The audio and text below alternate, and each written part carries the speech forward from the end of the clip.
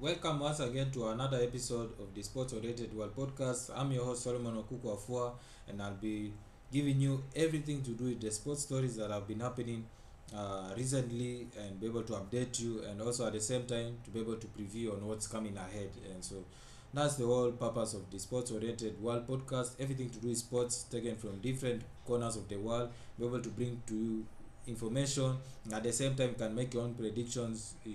As the episode is ongoing, and I know that this has somehow entertained you. For those of you who have been regulars from day one, I hope that the content that I've put so far has got you talking, has got you loving it. And I just want to thank you so much for doing so from day one at different platforms. And I know that because of you, that's why I'm doing it, and I've been doing it consistently, because this is not just me.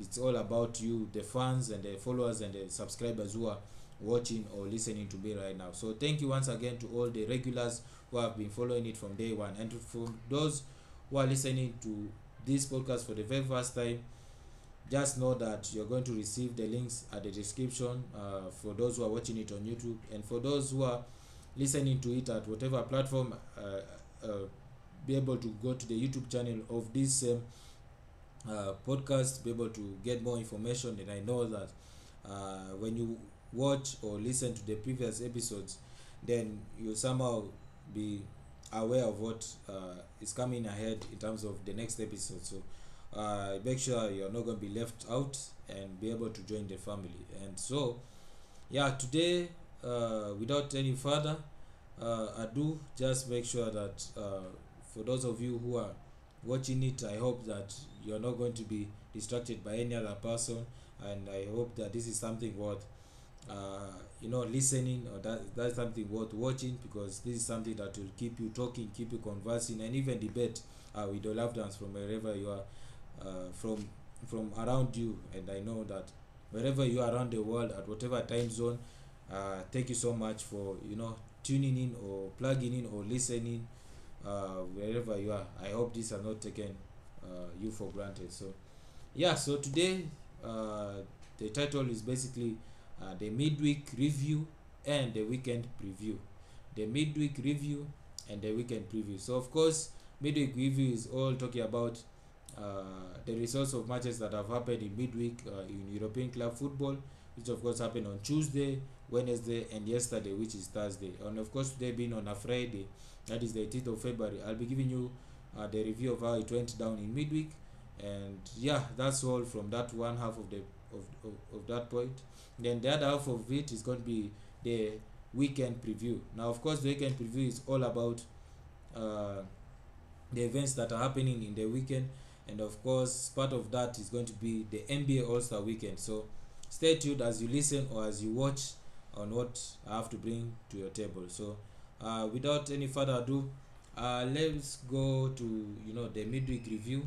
Of course, the matches that happened from Tuesday to Thursday in the top three tiers of European club football. That is the UEFA Champions League, the UEFA Europa League, and the Europa Conference League. So of course, I'll start with the Champions League, where the first leg happened, which 4 matches were played in between Tuesday and Wednesday. And of course, there are supposed to be 8 that should have happened like the way it used to in the under a different format, but whoever decided that 4 of them will be played in 1 week, the other 4 will be played in the second week, so long as they're only the first leg. Then when the next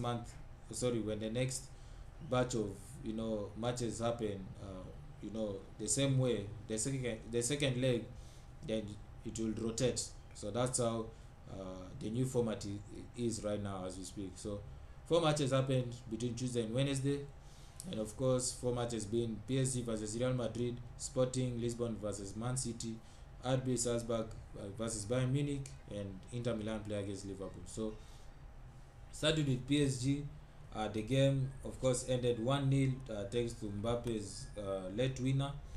And like I said in the previous episode, this is the Mbappe show, and whatever he does throughout these 2 legs will determine what he'll bring at the table for Real Madrid next season, because he has already signed the contract that he'll join them next season as soon as the contract expires at PSG by the end of the season.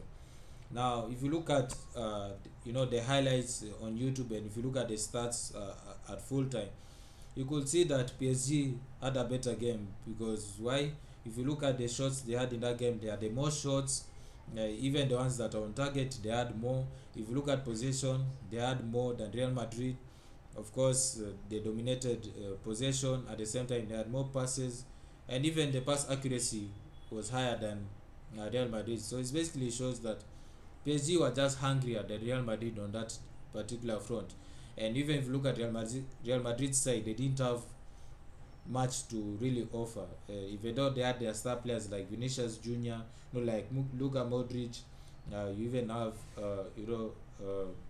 Thibaut Courtois as their goalkeeper, but they could not give in their best input, and that's how they lost by a goal to nil. So meaning they defended well for most of the 90, but only for Mbappe to score the late winner. And what a goal!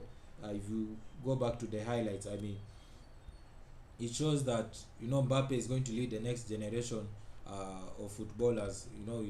Alongside Erling Haaland, who of course is a goal poacher at another level. So that's how it went down there in Paris. Of course, the City of Love, 1-0 to PSG. So as they go into the second leg, if they continue where they left off, of course there is no more away goals rule format.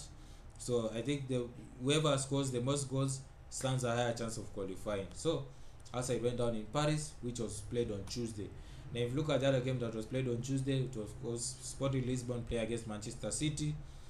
And Manchester City had a 5-star show, 5-star performance, meaning they won the match 5-0. That's how I normally nickname a match of such magnitude.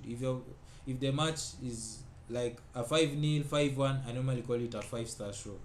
And that's how it went down in Lisbon. Of course, man of the match being Bernardo Silva, whereby he scored 2 goals, and him playing that match in his native Portugal, I mean, it could be somehow bittersweet, but he just had to focus on the game, and he scored 2 goals. Of course, the other scorers being Riyad Mahrez, Phil Foden, and Raheem Sterling. Of course, Raheem Sterling came back from the hat-trick display he had away at Norwich, and he continued with the scoring run.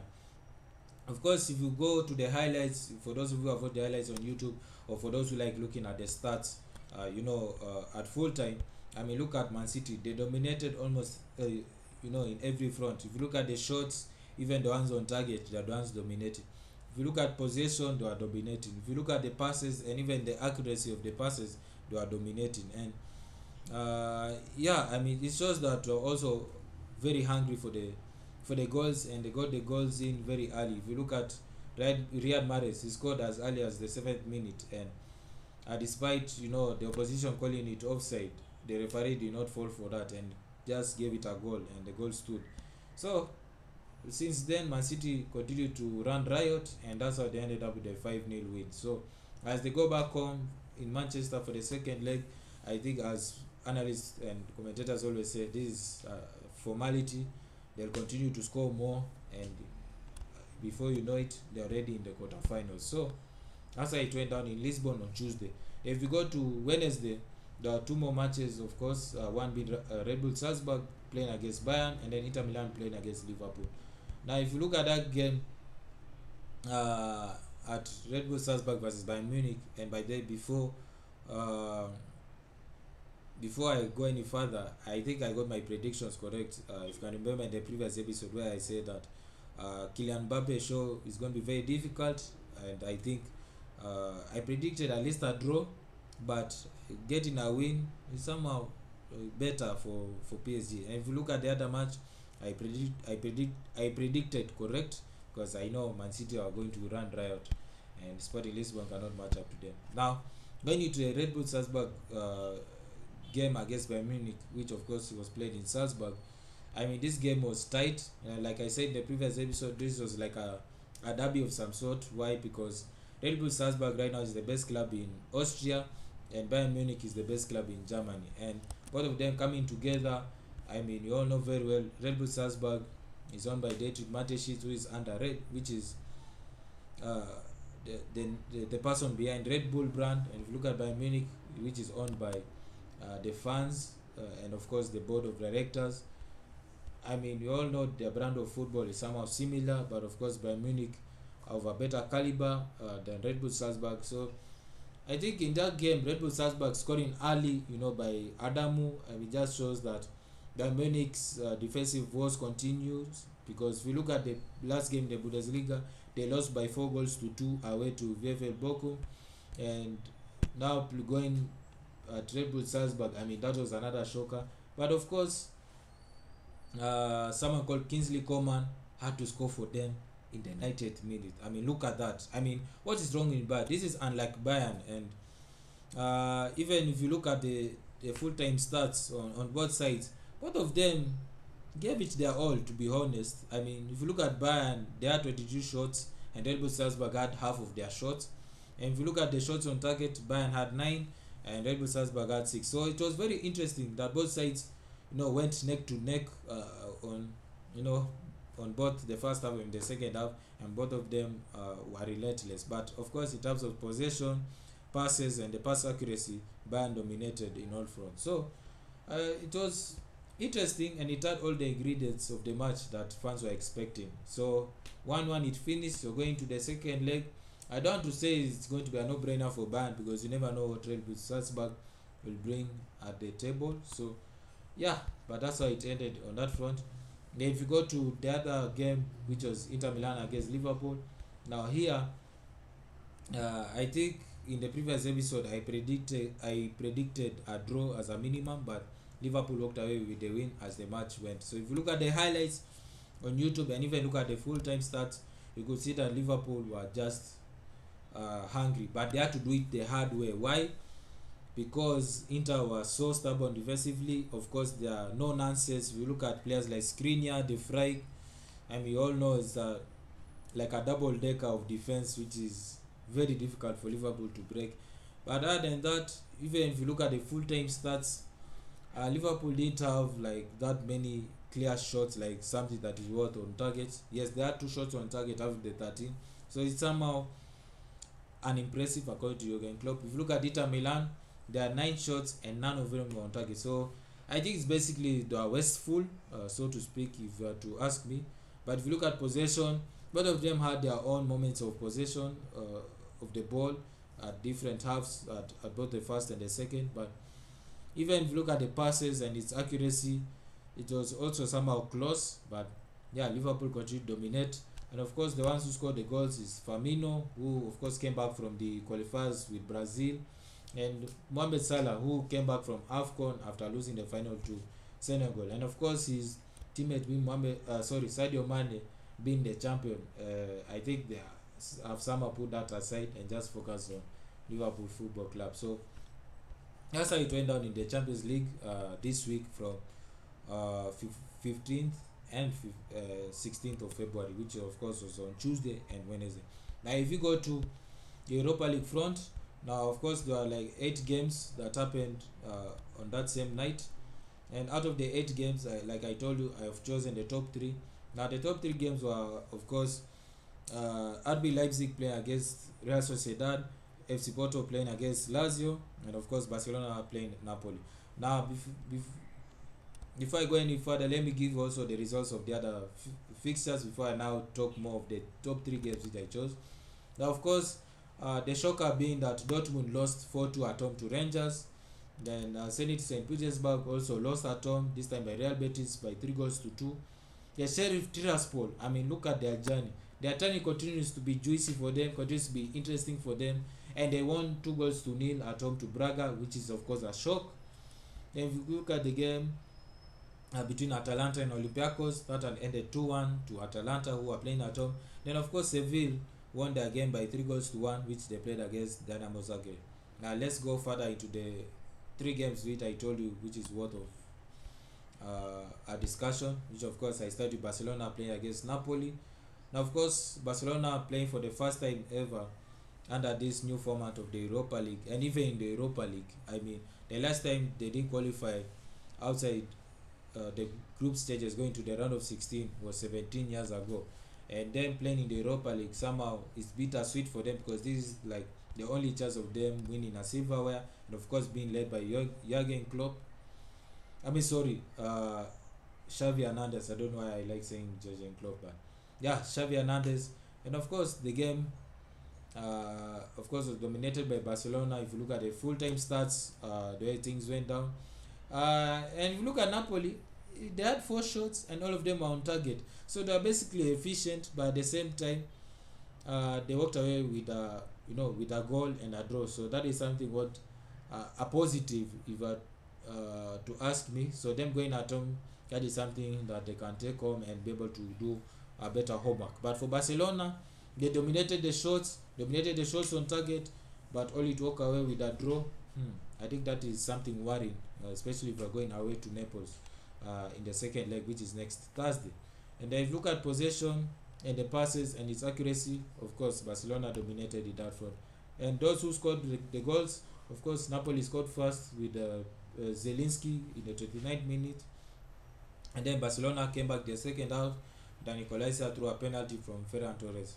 And I think since then, it has been neck to neck and no further goals were being scored. So that's how it went down in the city of Barcelona on Thursday, which was yesterday. And if you go to the other game, which is of course RB Leipzig playing against Real Sociedad, the game ended 2-2. Now this is very interesting, so to speak. And you can remember, another team, which is Red Bull Salzburg, their brother, plays in the Champions League round of 16, and then being the biggest football brand for Red Bull, they are playing the Europa League. Now that will cause some scratching for those of you who love Red Bull drinks and wondering how can the bigger brand called RB Leipzig play in the Europa League, and Red Bull Salzburg, even though they are the first football club being bought by Red Bull, be able to play in the Champions League. I mean, it all comes down to their performances, the way they play in the group stages. Of course, for RB Leipzig, who in the Champions League did not play that well and they dropped down to the Europa League. So that's how they ended up that way. But if you look at the game, you look at the full-time stats and the highlights, you could see that RB Leipzig dominated for most of the game. If you look at the chances, they dominated. You look at possession and the passes, they basically dominated on that front. And then at the same time, full of goals had happened. If you look at Real Sociedad, they scored first through Le Lormont, and then RB Leipzig equalized through Nkunku, which is 20 plus minutes later in the first half. Then second half, Oyarzabal scored through a penalty in the 64th minute, and then Forsberg scored a penalty to equalize with 8 minutes to go. So that's how it went down in Leipzig, in Germany. RB Leipzig just say they didn't take advantage at home, be able to get the winner. Of course, they'll have won by 3-2, but that's not how it happened. So they are in the second leg being played in San Sebastian in Spain. I think Real Sociedad will take it as a positive, and when they go there, their only job there is to win that game. And how do you win that game? Is to score as many goals as possible. So another one which happened, of course, another big game is between FC Porto and Lazio. Of course, FC Porto dropped down from the Champions League after finishing third, which of course Liverpool topped the group, and then Atletico Madrid finishing runners-up, and AC Milan finishing bottom. Now in that game, the game ended 2-1 to FC Porto, and of course man of the match being Tony Martinez, who scored both goals, and Lazio, who's the scorer is Zagagni. But if you look at the team stats, if you look at the highlights, FC Porto dominated the game. They had more shots, they had more chances on target. Only the possession that Lazio dominated more than FC Porto. So meaning Lazio are basically more of the defense, but I think with the little chances they had, yes, they may have got the goal, but they are not that offensive very often in that match. Yes, they may have dominated the passes, the possession, the pass accuracy, but I think they didn't give it their all. Yes, they may have gotten the goal, but I think moving forward, going back home, they have a tough mountain to climb, because FC Porto are already having the 2 goals, and you all know very well there is no more away goals rule. So I think the more goals you score, they are the chances of them qualifying. So that's how it went down in the Europa League, and I've given you the other scores from the other 5 matches. Now if you go to the Europa Conference League, as you can remember, I've given you the top 3 matches to look out for, and that is of course Marseille playing at home to Karabakh, Leicester City playing at home to Rangers, and Rapid Vienna playing at home to Vitesse. Now, before I talk more of those three matches, let me give you the other results which went down there in the Europa Conference League. As you all know, the Europa Conference League is a brand new competition. This is basically the third division. So if you somehow finished runners up in the Europa League through the group stages, then you get to play in the knockout playoffs against the the runners up in the Europa Conference League. Sorry, it's supposed to be the third place, third place teams that finish in the Europa League play against the runners up of the Europa Conference League. So that's how it went down there in the Europa Conference League. And you've seen already the group stages that's been full of upsets, full of goals, and at the same time many things happen, especially for the clubs which have never played at any European club tournament before. Look at clubs like Lincoln, Red Imps, which are from Gibraltar. Look at teams like Bodo Glimt, who are from Norway. You look at even the big teams like AS Roma. Can you imagine AS Roma playing the Europa Conference League? I mean, look at Tottenham Hotspur, which is the second highest ranked club playing in that tournament, only for them to be knocked out due to finishing third. And they did want to finish third because in their final group stage game, which they are supposed to play at home in London to start Rennes, the match was basically called off due to positive cases at Spurs at that time. But later on, UEFA declared that Spurs will not be able to honor the fixture. But I think that was a bit controversial since UEFA didn't give Spurs a chance to really reply, and even if Spurs had a chance to reply, I think UEFA will not take it as it is. But UEFA just gave the 3 points to Rennes, and that's how Rennes qualified for the knockout round. And of course, Vitesse Arnhem of the Netherlands finished runners up. So without any further ado, let's go ahead and discuss how it went down, especially for the 3 games I told you that will be what the highlights. So of course, the game between Leicester and Rangers, of course, that game ended with a win for Leicester City, who were playing at home, and of course the game ended 3-1, and then playing at King Power Stadium, playing in the Europa Conference League after they dropped down from the Europa League. I think gives them another chance to really fight for silverware, and them going through with that win. I think Brendan Rodgers will be very proud of his players, especially players like Lidi, who of course was back from AFCON. Players like Kelechi Nacho, who is back from AFCON. You look at players like James Maddison. You look at even the goalkeeper, who is the captain, Kasper Schmeichel. Playing very well, delivering the saves for the team, making sure that they stay locked in, and that's how they're able to walk away with the win. So and then you look at Randers, who of course less experienced in European club football. They gave it their shot, yes, they walked away with that 1 goal, but going back home for the second leg would be a tough hill to climb, because Leicester are one of the favourites to win the Europa Conference League alongside clubs like AS Roma, and they like to really go far. But Rangers going into the second leg, I don't think they have that chance to really go through through that round. And then if you look at the game between Marseille Karabakh, they also won their game. Of course, Karabakh, who are already now a regular in European club football, either through the Europa League or through the now in the new Europa Conference League, but they have ever played in the Champions League some years back.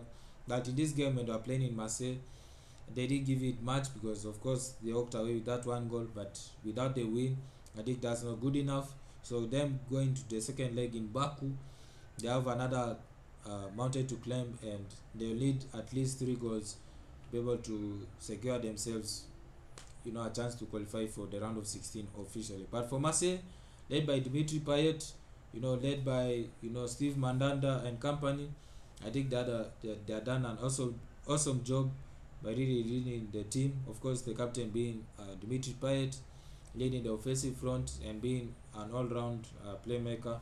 yeah, that's how they're able to win that game for Olympic Marseille. So with them going to the second leg against Baku, I know it's very very far, especially when they're traveling. So them going to Baku, the only thing they need to do is just get a draw, even if they don't score any goal, so long as they get the chance to qualify for the round of 16.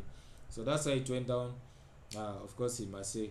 Now, just before I give you the other scores on how it went down in the Europa Conference League, let me jump a little bit into the NBA All-Star Weekend. Now, as of tonight, the beginning of the All-Star Weekend is going to go down, of course, with the activities related to the next generation of NBA players.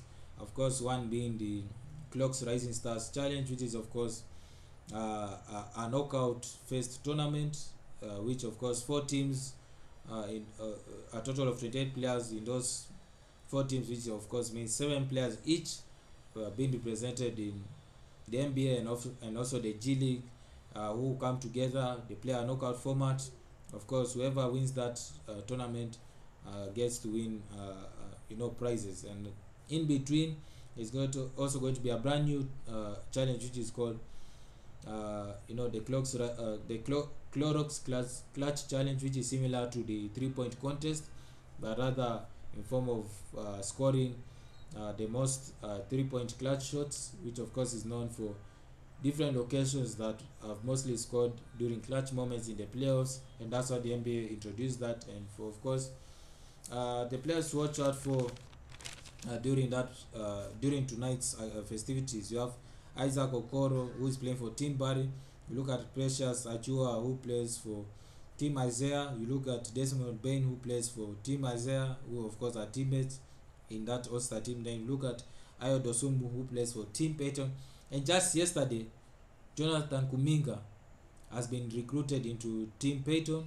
And of course, now you have 5 players of African origin who are going to play in the Clorox Rising Stars Challenge. I don't know why I'm finding it difficult to pronounce it. I think that's the clothing, the washing brand there in America. And of course, Desmond Bain will also participate in the Clorox Clutch Challenge, which I have explained to you not long ago. And then you look at Saturday and Sunday.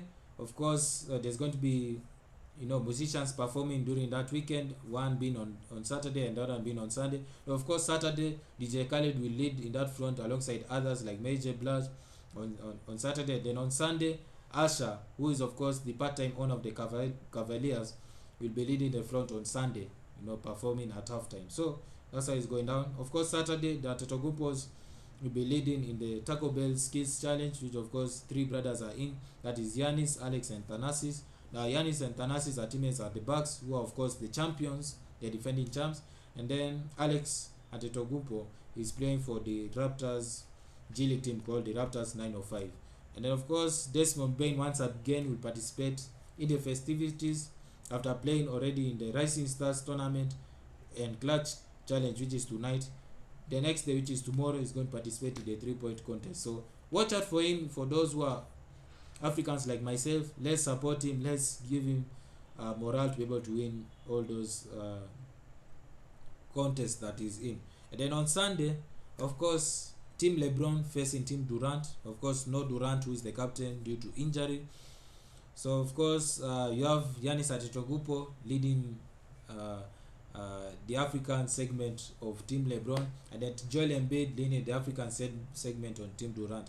And if you look at both sides, rosters, LeBron has taken, of course, a balanced squad. You have players of size, players of speed, players of shooting quality, players of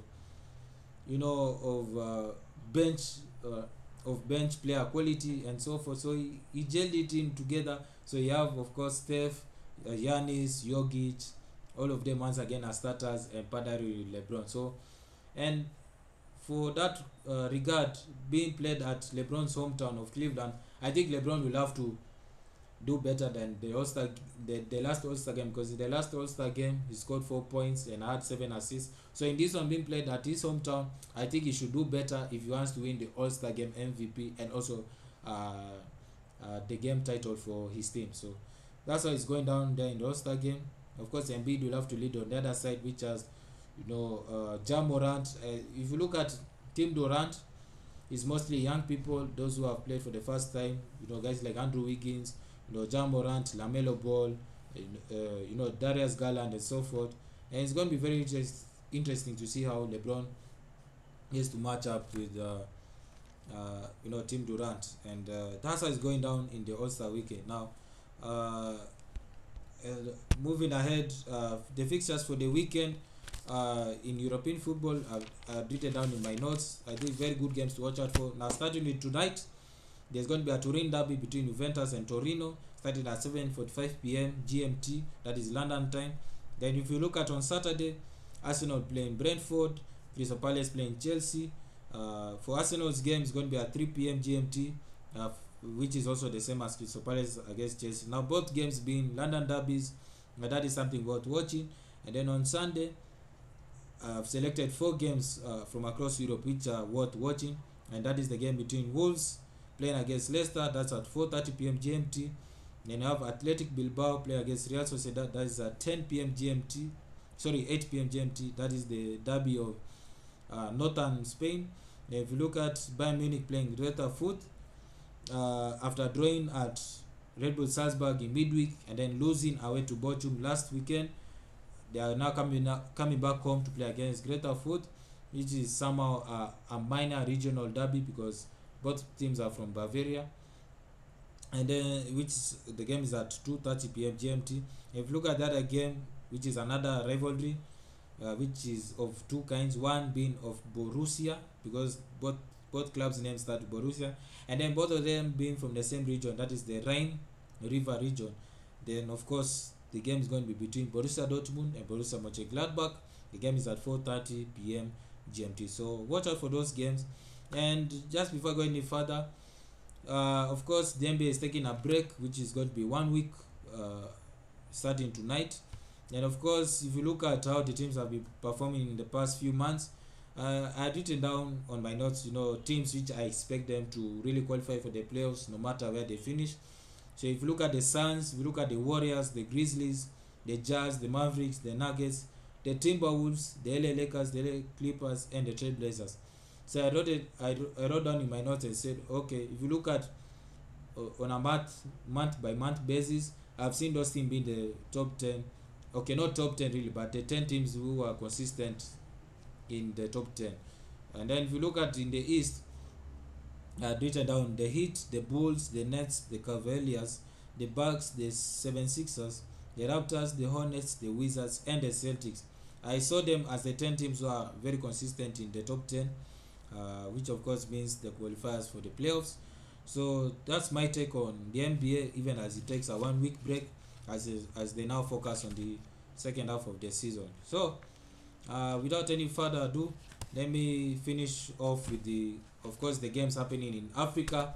How can I talk about Europe and not focus on Africa? So of course the fixtures for the weekend, you have Al Ahly playing away to Al Hilal, which of course I predicted it a win, even though they didn't play their first time because of their duties in Abu Dhabi for the Club World Cup, but they're going to be playing during this weekend. And then you have another game between Al Merrikh and Mamelodi Sundowns. That's a very good game, so to speak, but I'll give this one a draw. If you look at Group B, there are two big games already. Setif playing against Raja Casablanca, that's already a rivalry on its own. I give that one a draw. Now if you look at the game between Amazulu and Oroya, that's another good game. Of course, Amazulu debuting in the tournament. I'll give this one a draw. Even though the game is going to be played in Durban, but I'll give this one a draw. Then Etoile du Sahel will go away to Joanne Galaxy of Botswana. I see this one as a no-brainer. That's a win for Etoile. Then another game between Belouizdad and Esperance de Tunis. This one is going to be a draw. Like I said, this is a rivalry. And if you look at Group D, of course the North African clubs are both of them going away to Angola. Of course, Wydad Casablanca playing away to Petro de Luanda. I see this one as a win for Wydad. Then if you look at Zamalek, they're playing away to Sagrada Esperanza. I see that one as a no-brainer, so that's a win for Zamalek. Then if you go to, that was already for the CAF Champions League. Then if you go to the CAF Confederations Cup, of course there are a number of games happening this weekend. And of course, Pyramids going away to Zanaco. I see this one as a no-brainer. That's a win for Pyramids. Then a big game, of course, between Al Ahly Tripoli and CS Sfaxien. That's, of course, it's a rivalry, so I'll give this one a draw. Then if you go to Al Ittihad of Libya, they're playing at home to Orlando Pirates. I see this one as a win for Al Ittihad, depending on how they're going to really edge it out. Then if you look at the other game, Jesaura playing host to Royal Leopards. Now Royal Leopards are playing their first game after the scheduled game, which are supposed to play originally got pushed to 6th of March due to the controversy that the game which played in the final round of qualifying for the group stages. That was Royal Leopards playing against Kabylie, and Royal Leopards qualified on away goals rule after losing by a goal to nil. After winning the game by a goal to nil, but in the first leg they lost by 2-1. So they qualified through on away goals, and their scheduled game is already being pushed to 6th of March, which they are supposed to play at home against Al Ittihad. So Al Ittihad will play their first game, and that will be against Orlando Pirates. So I see this one as a scrappy win for Al Ittihad. Then JS Saoura, of course, will play against Royal Leopards. So Royal Leopards are playing their first game, and also Al Ittihad will play their first game. Meaning that in the previous match day, Orlando Pirates played against JS Saoura, and Orlando Pirates won by 2-0 today. Then if you go to the other games coming up, Al Masry play against TP Mazembe. Now this one is going to be very interesting.